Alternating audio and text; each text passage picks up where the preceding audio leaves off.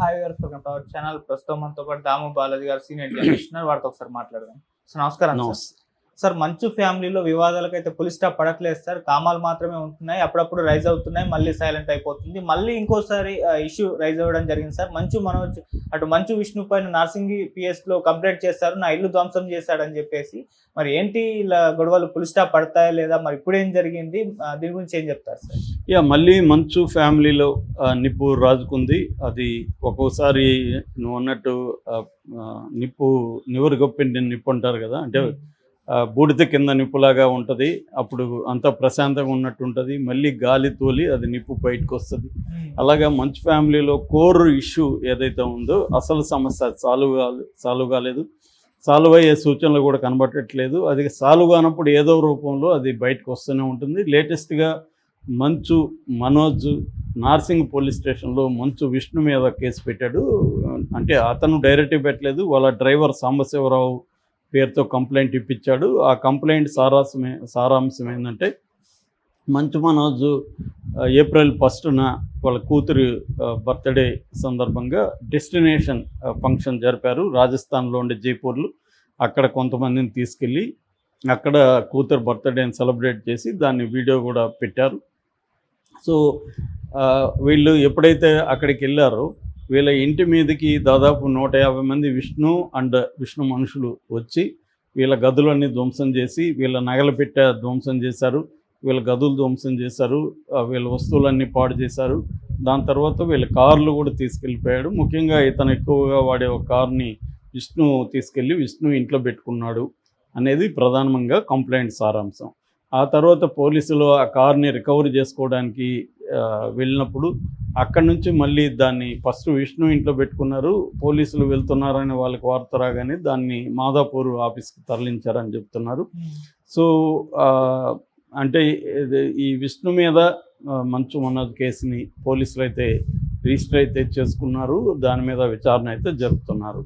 అంటే మంచు విష్ణుని కూడా విచారించే అవకాశం ఉంది. ఆల్రెడీ మనకి రాచకొండ సిపి బైండ్ ఓవర్ కూడా వీళ్ళ దగ్గర తీసుకున్నాడు. అంటే మేము గొడవలకు వెళ్ళాము అనేది బైండ్ ఓవర్ తీసుకున్నాడు, మోహన్ బాబు దగ్గర తీసుకున్నాడు, వీళ్ళిద్దరి దగ్గర కూడా తీసుకున్నారు. అయినా కూడా వీళ్ళు ఏమాత్రం మానుకోవట్లేదు. ఇక్కడ గొడవలు ఇక్కడ కంటిన్యూ అవుతున్నాయి.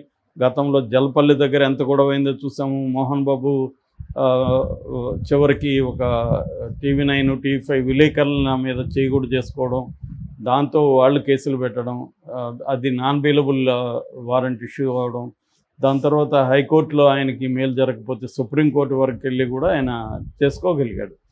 సో అది ఒకవైపు ఉంటే, రెండో వైపు వీళ్ళిద్దరి మధ్య గొడవలు అనేవి జరుగుతున్నాయి. ఒకరి మీద ఒకరు కోర్టులో పోలీస్ స్టేషన్లో కంప్లైంట్లు ఇవ్వడం జరుగుతుంది. అట్లాగే మళ్ళీ ఈ రాష్ట్రంలో సరిపోదని ఆంధ్రాకు కూడా వెళ్ళి అక్కడ తిరుపతిలో ఎడ్యుకేషన్ ఇన్స్టిట్యూట్ దగ్గర కూడా గొడవలు జరిగాయి.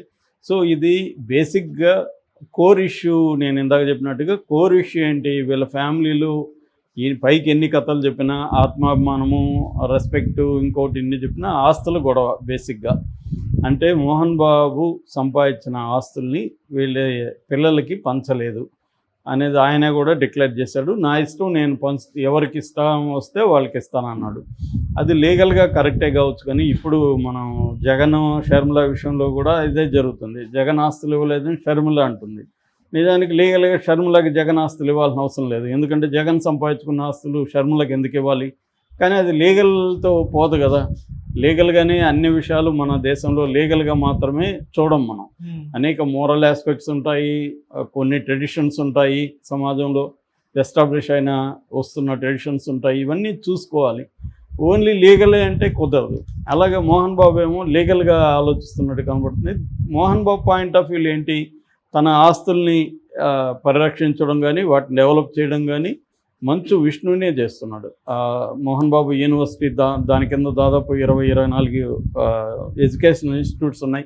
వాటిని అన్నింటినీ చూసుకోవడం విష్ణునే చూసుకుంటాడు. ఎందుకంటే మోహన్ బాబు 78 ఏళ్ళు వచ్చాయి, ఆయన యాక్టివ్గా ఇప్పుడు పోయి పనిచేసే లేదు. సో విష్ణు వైఫ్ వాళ్ళే చూసుకుంటున్నారు. Vishnu capable of doing that. అతను మంచి పర్సన్స్ని అక్కడ పెట్టి ఇతర ప్రపంచంలో అనేక దేశాల యూనివర్సిటీలతో టైఅప్లు పెట్టుకొని దాన్ని డెవలప్ చేయడం అనేది జరుగుతుంది. ఎందుకంటే వీళ్ళ ప్రధాన ఆదాయ వనరు శ్రీ విద్యానికేతన్ వల్ల దాని ఇన్స్టిట్యూట్స్ అనమాట. ఆ యూనివర్సిటీకి మోహన్ బాబు యూనివర్సిటీ అని ఇప్పుడు పేరు పెట్టారు. ఆ యూనివర్సిటీలో ఉండే ఎడ్యుకేషన్ ముఖ్యంగా ఇంజనీరింగ్ కాలేజీ వీటిలో నుంచి వచ్చే ఆదాయమే ప్రధానంగా వాళ్ళకి ఉంది ఇప్పటికి కూడా, అంటే కంటిన్యూస్గా వచ్చే ఆదాయం. అందుకనే వాళ్ళు 100-150 కోట్ల సినిమాలు తీసి ఆ డబ్బులు పోగొట్టుకుంటూ ఉన్నారంటే కారణం ఎడ్యుకేషన్ ఇన్స్టిట్యూట్స్ ఇచ్చే సపోర్టు. రెండోది అక్కడ రియల్ ఎస్టేట్ కూడా బాగా పెరగడంతో ల్యాండ్ వాల్యూస్ కూడా, అదేంటంటే మెయిన్ రోడ్డు తిరుపతి నుంచి బాకరాపేట పోయే రోడ్లు రంగంపేట దగ్గర మెయిన్ రోడ్లో చాలా పెద్ద ఎస్టేట్లో ఉంటుందన్నమాట.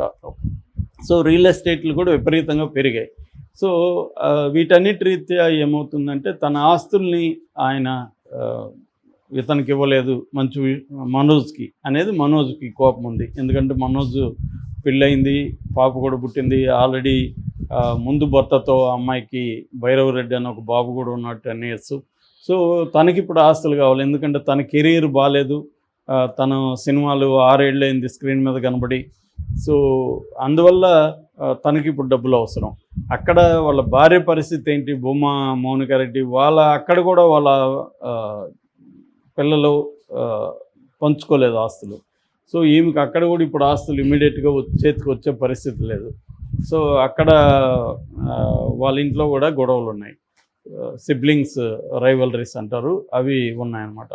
సో ఈ కాంటెక్స్లో ఏమంటే ఇరువైపులా ఆస్తులు లేకుండా వీళ్ళకి ఒక ఫ్రస్ట్రేషన్ అనేది వీళ్ళకి పెరుగుతుంది. సో దీనికి మంచు మనోజ్ ఆలోచిస్తుండేది ఏంటంటే విష్ణునే అడ్డుకుంటున్నాడు. విష్ణు లేకపోతే నాన్నని నేను మేనేజ్ చేసుకోగలను, నాన్న కొంత ఓల్డ్ ఇది గాయ కాబట్టి ఆయన కొంత కన్సర్న్ ఉంటుంది పిల్లల పట్ల. రెండోది ముందు నుంచి కూడా చిన్న కొడుకు మనోజ్ అంటేనే ఆయనకి చాలా ముద్దు ఎక్కువ, ఇష్టం ఎక్కువ, ఎందుకంటే మనోజ్ చాలా క్లోజ్గా ఉంటాడు ఆయనతో. సో అలాంటిది కొంత ఇతను వెళ్ళి అతను ఏడవడము ఇంకోటో చేసి వాళ్ళ నాన్నతో కొంత మ్యానిపులేట్ చేసి వాళ్ళ అమ్మని కొంత పెట్టుకొని చేసుకోవచ్చు, విష్ణునే అడ్డుపడుతున్నాడు అనేది మనోజ్కున్న కోపం. అందుకనే విష్ణు మీదనే మనోజ్ టార్గెట్ చేస్తున్నాడు. విష్ణుకి ఏంటంటే ఇతను ఒక స్పాయిల్డ్ కిడ్ లాగా ఉండిపోయాడు చిన్నప్పటి నుంచి, బిజినెస్లో కానీ ఏమీ లేదు. తర్వాత ఫ్యామిలీకి ఇష్టం లేని పెళ్లి చేసుకున్నారు, ఎందుకంటే ఆ అమ్మాయికి ఆల్రెడీ డైవర్సీ ఆమె, ప్లస్ బిడ్డ బాగున్నాడు. ఈ అబ్బాయి కూడా డైవర్సీ.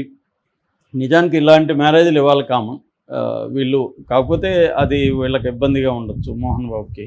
సో దానివల్ల మోహన్ బాబుకి నచ్చని పనులు అనేకం చేస్తున్నాడు, నచ్చే పని ఒకటి కూడా చేయట్లేదు.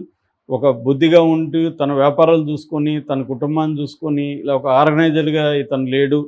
ఇతనికి రేపు ఆస్తి ఇచ్చినా అది 4 రోజులు వీళ్ళు ఖర్చు పెట్టేస్తారు అన్న ఇది మోహన్ బాబుకి ఉంది. Mohan Babu point of view నుంచి చూసినప్పుడు అతనిది కరెక్టే కావచ్చు, కానీ మనోజ్ చూసినప్పుడు నా ఆస్తి నేనేమన్నా చేసుకుంటాను, నా వాట నాకు ఇస్తే నేనేమన్నా చేసుకుంటాను, ఇవ్వకుండా అడ్డుకోవడానికి మీరెవరు అన్న ఇది ఇతనికి ఉంటుంది. సో ఈ నేపథ్యంలో మోహన్ బాబు ఎటు తేల్చుకోలేని పరిస్థితి. దానివల్ల ఈ ఫైనల్గా ఈ ఇష్యూలో ఎక్కువ సఫర్ అవుతుండేది మోహన్ బాబే. నిజానికి ఆయనకి 78 ఏళ్ళు ప్రశాంతంగా మనవాళ్ళు మనవరాలతో ఆడుకుంటూ హ్యాపీగా గడపాలన్న వయసు అది. సో ఈ వయసులో ఆయన్ని టార్చర్ పెడుతుంది, ఎందుకంటే ఆయన ఎంతో కష్టపడి కానీ పైకి రాలేదు. ఆయన చాలామంది అనుకున్నట్టు ఆయన ఏమి ఈజీ మనీ వచ్చేయలేదు ఆయనకి. గ్రాడ్యువల్గా కష్టాలు పడి ఆయన అనేక అవమానాలు ఎదుర్కొన్నారు. ఎందుకంటే నేను ఆయన బయోగ్రఫీ మీద కొంత వర్క్ చేశాను, అప్పుడు నేను ఆయన చెప్పిన స్టోరీ అదంతా విన్నాను. ఆడియో చాలా ఫుటేజ్ ఉందన్నమాట ఆయనది. సో అలాగా ఆయన చాలా రకాల భయంకరమైన అవమానాలు ఎదుర్కొని అనేక కష్టాలు పడి ఎదుగొచ్చిన వ్యక్తి. ఆయనకి సామాజికంగా కమ్మ బ్యాక్గ్రౌండ్ ఉండొచ్చు, అది సోషల్ క్యాపిటల్గా హెల్ప్ అయి ఉండొచ్చు, కానీ వాళ్ళు మరీ అంత రిచ్ ఫ్యామిలీ ఏం కాదు, very rural middle class family. వాళ్ళ నాన్న టీచరు, మోదుగులపాలెం అని నేను కూడా ఆ ఊరు వెళ్ళాను, వెరీ బ్యాక్వర్డ్ విలేజ్ అది.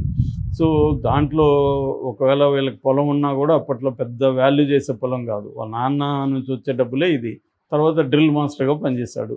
అందువల్ల ఆ తర్వాత అతను అసిస్టెంట్ డైరెక్టర్గా చేయడం, ఆ క్రమంలో అతను ఫుడ్కి కూడా లేకుండా రెంట్ కట్టలేని పరిస్థితిలో దారుణంగా ఓనర్స్ అవమానించి ఇవన్నీ చేసి ఆయన మెల్లమెల్లగా వచ్చి హీరోగా, విలన్గా వచ్చి మళ్ళీ హీరోగా వచ్చి ఇలాగా నానా ఇది చేసి ఆయన సెల్ఫ్ మేడ్ మ్యాన్ ఖచ్చితంగా మోహన్ బాబు.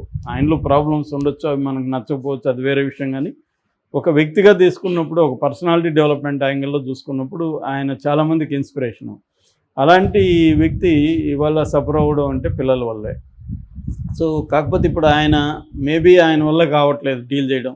నిజానికి ఆయన చాలామందికి పంచాయతీలు చేసేవాడు. అలాంటిది తన కుటుంబంలో జరుగుతున్న దీన్ని ఆయన సాల్వ్ చేసుకోకపోతే ఇది ఇంకా పెరుగుతుంది తప్ప తగ్గే ప్రసక్తి లేదు. ఎప్పుడైనా కోర్ ప్రాబ్లం సాల్వ్ కాకుండా